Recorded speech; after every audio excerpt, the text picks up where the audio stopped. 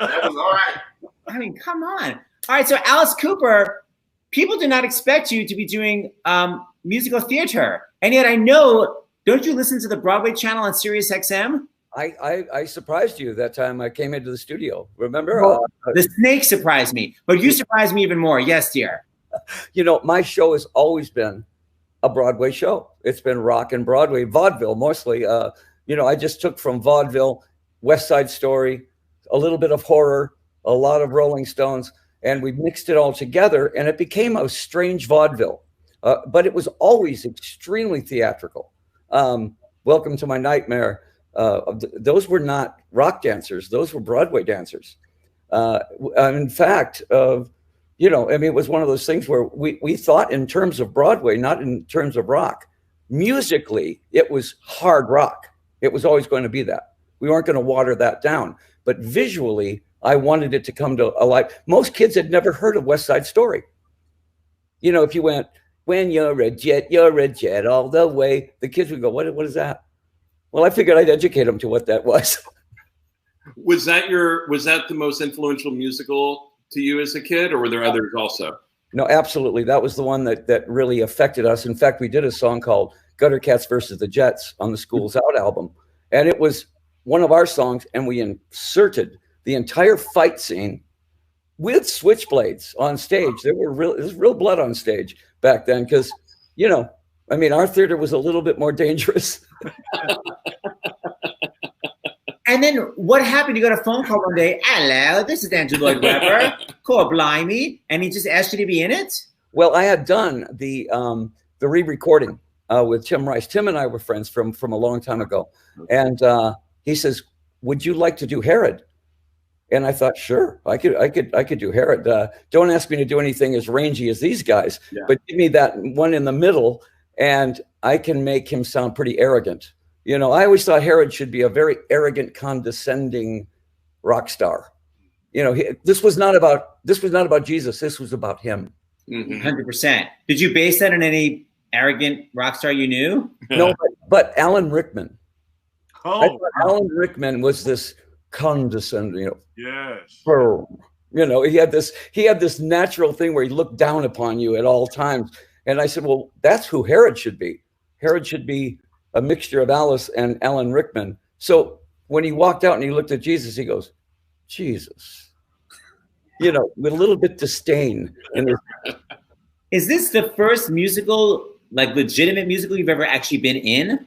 When I was 17, I did Bye Bye Birdie I was one of the birdies with Jan Murray in a local theater in Arizona, in the Theater in the Round. First time ever on stage. And right then was when I got totally infected by it. And I said, this has got to be part of rock and roll. Rock and roll needs to go theatrical, you know, and, you know, you crawl out on that limb in rock and roll, and either you're going to be the biggest idiot on the planet or you're going to be a genius.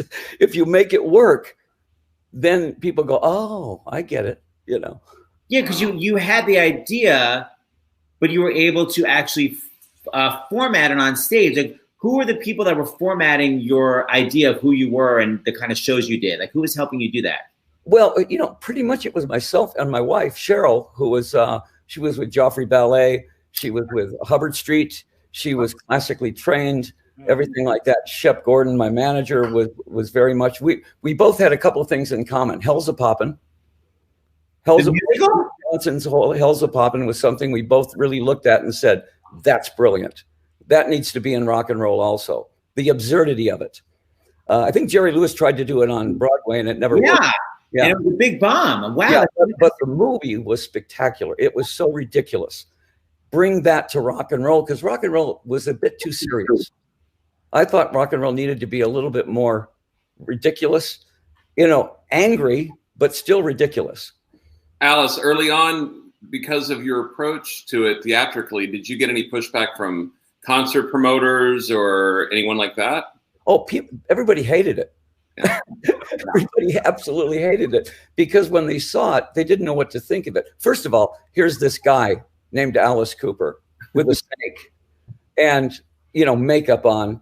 And the whole idea was to irritate every parent in America, you know. because every kid was going to love this character because he was, he was everything that they wanted in a rock star. Rock and roll they had all these heroes. They had no villain. There were all these Peter Pans and no Captain Hook. And I went, I will gladly be Captain Hook, but he's got to have a sense of humor, and he's got to bring the songs. The songs have got to be there. So without a hit record, you had like 14 top 40 records. That was unusual for a band that was so theatrical. Wow. I want to just talk about your song for a second. Here's Sir Lloyd Webber talking about why your song happened. It's a lot of titles. Here we go. The last section of Superstar is, of course, I mean, by definition, because of the story that it's telling, fairly harrowing. And it occurred to me very, very early on that we had to have something that was a moment of some kind of light relief, particularly when we were hearing it on record. And that is how King Herod's song happened. Because incongruous thing of doing it almost like a kind of English music hall song, it just breaks the mood, and then it sets you up for Judas's death, and then for the trial, and then for the final sequences. And I think, again, I mean, with all the shows that I've been involved with, that how you use music, I mean, put it another way, light and shade, where you plant and where you use a melody. Like, I mean, Mary Magdalene's song, I Don't Know How to Love Him, returning with Judas singing, I Don't Know How to Love Him, is again, it's not random. I mean, Tim Rice and I spent quite a long time together, working out the story. And my thinking, how do I, for people back at home listening to this for the first time, how do I keep their interest? And it worked. Here you are singing it. I think it's like with stills of the show. Here's Alice Cooper. So you are the Christ, you're the great Jesus Christ. Prove to me that you're no fool. Walk across my swimming pool. If you do that for me, then I'll let you go free. Come on, King of the Jews. Hit it, boy. Is that an outfit from your closet? I wasn't supposed to tell the cast here, but that costume was half of the budget for the entire crew, for everybody. And what it was all of his victims from different paintings that was put on cloth, and then they made the suit for me, Elvis style. So it looked really, really good on me. And at the end, of course, I said, so you're not going to miss this suit on Monday, right? They took it immediately. As soon as I finished the song, it was gone. Standing there in my underwear going, where did the suit go? Oh, that's unfair. Alice, it seems like such a natural segue from your rock concerts to doing that role in Jesus Christ Superstar. Did it feel any different? Like, was your experience? How was your experience doing it versus your rock concerts? Well, the difference was I was on tour at the time. So on days off on the tour, I would fly into New York and rehearse and then go right back out on tour because we were doing a huge tour at the time. So I had, I think, 3 days rehearsal. And Andrew said, treat it like a rock concert. It was so brilliant that the audience was the multitude. That was just, I looked at that and I went, that is so great. They're the multitude and they're also the audience. And at the same time, play Herod the way you would play, Alice would play Herod. A very sort of an underlining venom in this vaudevillian kind of song. There was a certain amount of real hate that Herod had for Jesus, and at the same time, a lot of fear he had of Jesus. Mm-hmm. Yeah, Angelo Weber talked to me about, he never thought it was going to be theatrical. He always wanted it to be like a rock concert, and that's why he thinks this NBC version is sort of the best version of it. I think I have him talking to me. Hold on.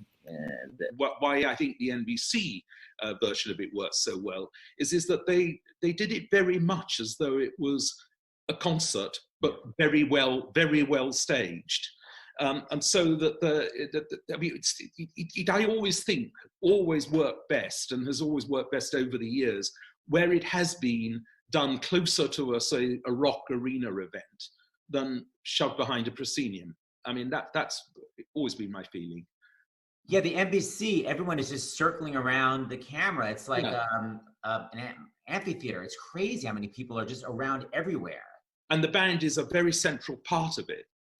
I kind of think it's rather wonderful that little Brandon, who was our lead guitarist in School of Rock when we started, he was only 15 by the time he did starts Jesus Christ Superstar with the da da da da da da da da da da, which I think is kind of wonderful because it sort of shows in a way that it's a story that is timeless. And I don't know, for me, the NBC broadcast was as good as I've ever seen it.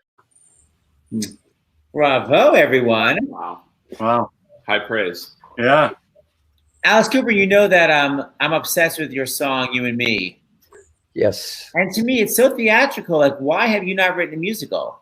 There's all kinds of things in the works right now. And I think Welcome to My Nightmare, the show was built as a musical, but a traveling musical. In other words, all of that stuff had to get to the next city the next day. So there was nothing that was really, really set. I would love to see Welcome to My Nightmare in one place where we could do 10 times more stuff with it. But the stuff that we had was a lot of illusion going on. The ballet dancer would lay on the bed and suddenly, turn into something else because we got their attention to the other side of it. It was all kinds of tricks, Broadway tricks. Theater magic. Yeah, but I mean, I don't mind stealing from Broadway. I've seen every Broadway show there is, and I sit there and I watch and I go, oh yeah, I could use that. I found this one version of You and Me. I love the song so much, but I'm obsessed with it because it's with a Muppet. Was it on the Muppet Show? Yes, at the beginning they said, will you do the Muppet Show? And I thought, I spent all this time becoming this creepy villain, and everybody hates me, and I love that. And I said, well, who did it recently? And they said, well, Christopher Lee, Vincent Price. I said, I'm in. It was the most fun thing I ever did in my life. It was a week in London working with the Muppets. Now, after 2 days, the Muppets become real. I'm rehearsing with Miss Piggy, and she goes, I said, it'd be funnier if you put your head on my shoulder during You and Me. Oh, yeah, that's a good idea. And you're literally talking to them as people because they react like people. And, you'd never look down to the guy that has his hand is up the thing. You're always talking right to the character because they react to you. Kermit will come along and say, hi, everything going okay? Yeah, Kermit, everything. It's the most fun anybody could ever have. And, and I got to admit, she did come on to me.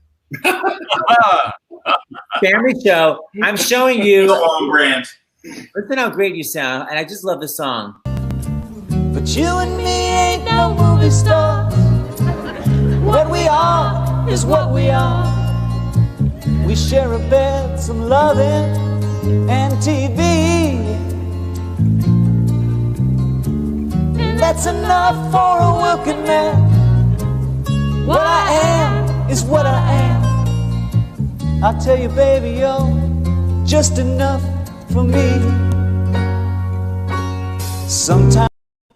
It's so pretty. I had 4 ballad hits in a row. Only Women Bleed, that one. I Never Cry, and How You Gonna See Me Now. And it was at a time in rock where they would not. It was disco world. They would not play rock bands. They would only play our ballads. But we wrote pretty ballads. It's almost classical sounding. I just love it, man. That song, actually, Sinatra did that song at the Hollywood Bowl one night, which was like one of the greatest things. What a compliment that is. Wow. He said, you keep writing them, kid, I'll keep singing them. Wow. Holy cow. Wow. Great. Hey, Brandon, I